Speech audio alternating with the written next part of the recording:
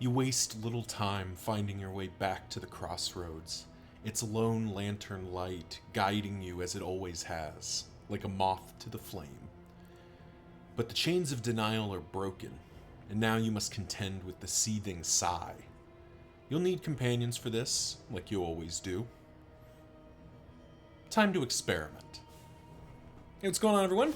It's Loki Orn, and we're back at it, taking out another named formation to continue our long-running journey here of beating a confession with every named formation. This one, we're taking an opportunity here to get all the new characters, the laboratory, all 3 new characters in the same formation. And let's go ahead and meet our contestants here. At the back, we got Paracelsus. Don't believe we're doing Surgeon, because we probably aren't moving. We did Alchemist last time, and I did Physician with the Rowan, with the run with Rowan, which felt quite good. Well, especially I'm bolstering as and undermining this, but I think the big thing here with Physician is invert negative tokens and give positive. And what's the other thing? Oh, an ounce of prevention is materially better, though I'm still not a real fan of it to begin with. But yeah, you know what? Let's take out the physician. The physician does quite well. Applying those weakens is actually kind of plot relevant, and I think it'll be sufficient damage. Oh, gotta actually select it. So Paracelsus as the physician. Behind that, Fairy Tailor, you did excellent as a warlock. Very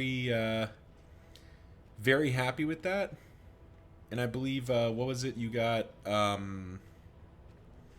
malediction. What was it? I'm forgetting things. And checked if I was doing mobility. Okay, cool. So it's not aspirant, because I don't think we're moving that much. Warlock felt quite good. Let's check Ritualist real quick. Curses and support. So again, we're looking to debuff, apply a ton of debuffs to the opponent here. Still got the big boom. In fact, the Ritualist's Burning Stars hits harder than the Warlock's does, but the Warlock gets all the bonuses, so... what does this do?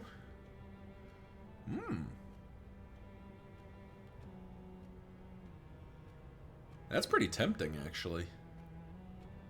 Yeah. Okay. Yeah, okay, we'll do Ritualist. It's Fairy Tailor, you'll be a Ritualist this time. Highwayman's unchanged, so it doesn't really matter too much where he operates from. We're really just looking at, do we want to do Sharp Shot or like, do we want to do Sharp Shot or do we want to do something else? Or Sharp Shot or Rogue, because Yellow Hand isn't very exciting here. Sharp Shot really wants to be in the back row, so I do think we stick with Rogue for this, as it's just kind of the best option for us, and it's generating combo, which some of our characters can make use of. Yeah. Yeah, we do like riposts. Do need to find sources of heavy-hitting damage. And finally, the Runaway. Now, this is the one where we kind of need to decide what we're going to do. Round start, current rank is stable. Round end, gain 1 blight burn dealt after round in the stable rank. Gain 1 burn duration after 2 rounds in stable rank. These ranks are lost when ending in another rank. When moving, gain +1 damage, stacking up to 2 times. So, a little bit more rank flexible, but can, basically stack up damage or burn.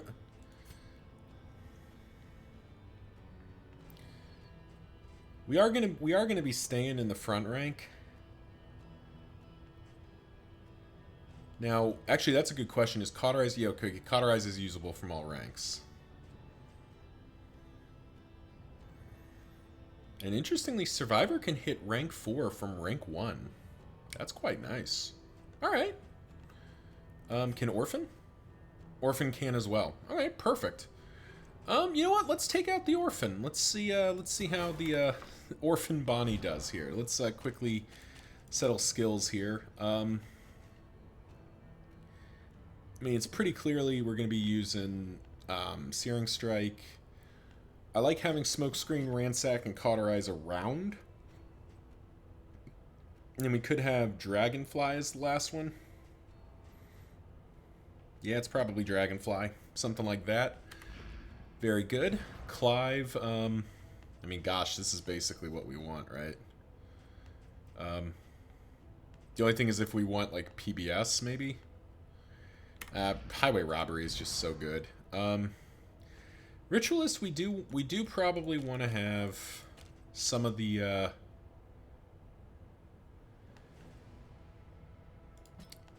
probably want at least one of the curses.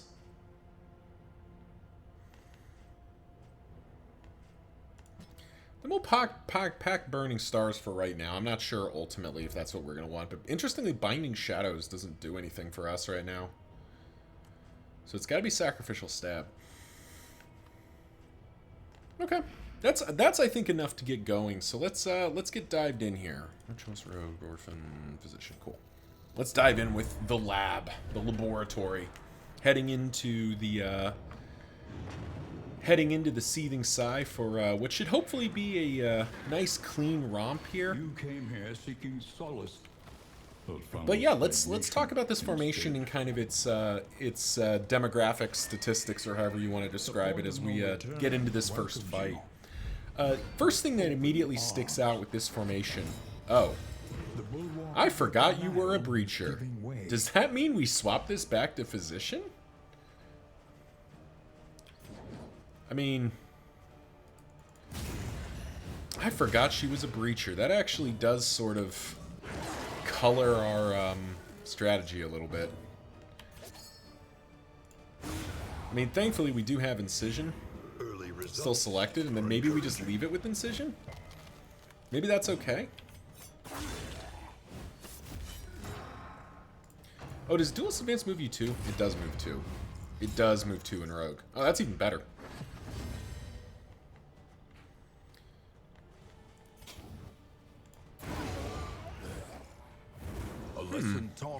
So I got a little distracted here because Breacher really does change the facets of this formation quite a bit, but ultimately I don't think that's a problem for us. But thinking about this formation in the macro sense, the first thing that really sticks out that we really need to be aware of, I guess, is this formation has a ton of inbuilt healing. Our healing pillar is quite sturdy, with three healers that can reliably hit the target, the Occultist being the weakest one. And I only really say that because I just prefer the Runaway, but the Runaway and the Occultist have a great synergy where the bleeds the Occultist generates are just fodder for the Runaway's Cauterize. Then you get the Plague Doctor, healer par excellence. Damage output on this formation is great. You have a ton of direct damage and dot damage pending here. Feels quite good, no matter which way you look at it. However, that comes at the price. This party does not have a stress healer other than crits, and it does not have a tank. The Rogue Highwayman can sort of fill the tanking role because he is putting armor on and riposting, but really we're dependent on that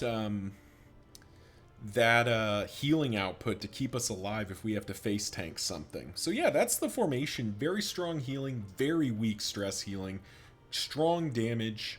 Feels like a good formation for us here. In ruin. No oases, road battles, Hoarder Decoder Ring. Recession, avoid the Watchtower, Academics map. So neither of these is super exciting. Fog of War, avoiding the Watchtower is fairly easy. I think we probably go to the Sprawl early. This formation doesn't really crave the Fetter. City. Another inferno of mutilation. But it does get some mileage out of the Sprawl. So I think we'll head to the Sprawl first. On the other hand, we do have strong shackles, which could potentially could potentially help us. Clive Duelist advance and sort of just locks himself in. Does that mean we go after the Harvest Child? Let's think about we'll think about that for a moment here. A couple of early adrenaline tonics is an easy yes. There's Salt Barrel and there's Compress Kit. Sagir's not that exciting. Greater Anchoring Charm would be real tempting if we were going after the chains, but we're not, so this is less impressive. None of these really strike my fancy.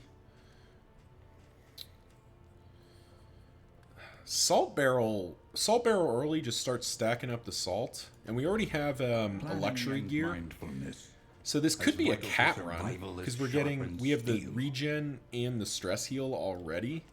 And in theory, we can also buy the road gear. Yeah, this kind of feels like a cat run. This could be a crocodile run because of Breacher. Like, we are going to get some decent movement here, and some of our characters are moving. Could also be a Pliskin run just because it's good. But I do kind of like the idea of a cat run here. Yeah, we'll do a cat run.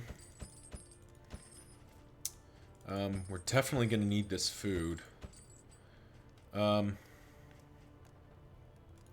of want to buy those as well, and then buy you. Buy a couple Glimmers of Hope as well. We're really just spending down our money here, but I think it'll be worth it. We'll lock our pet in. For the long ride ahead. Distribute our cat food. Distribute Adrenaline Tonic. Death Cap Spores. Glimmer of Hope. There we go. I mean, I guess this is pretty... Oh, no. We don't want Indiscriminate Science early. We do probably want Noxious Blast. Do we want Noxious Blast? I mean, those weakens are pretty good. Versus Incision.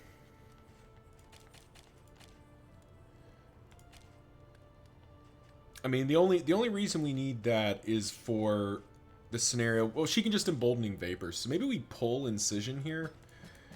Do something like... this, kind of risking Incision not being that good. Bit wasteful with the Breacher strengths. We're going to try this though, because Emboldening Vapors does give us, well, it doesn't actually give us anything if they don't have a negative token.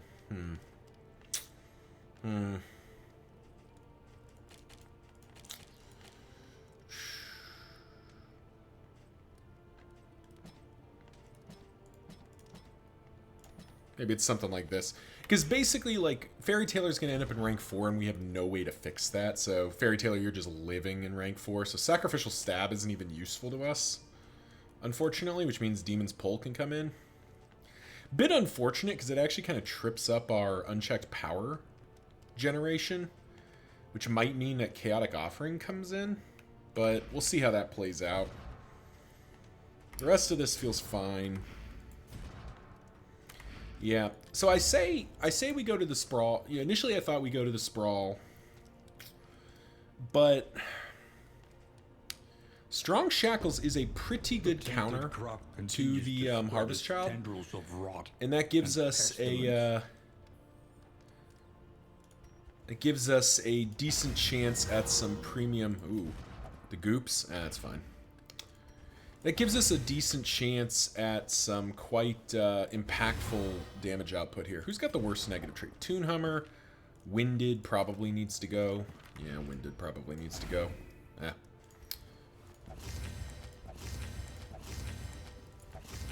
And we'll do something like that and hope that's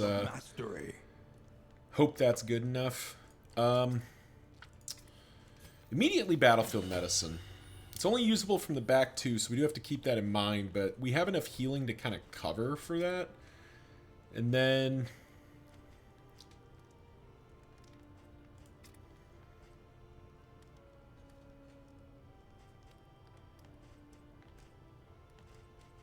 maybe do like an early take aim, get a bunch of riposte skills. Alternatively, it's like Cauterize or something.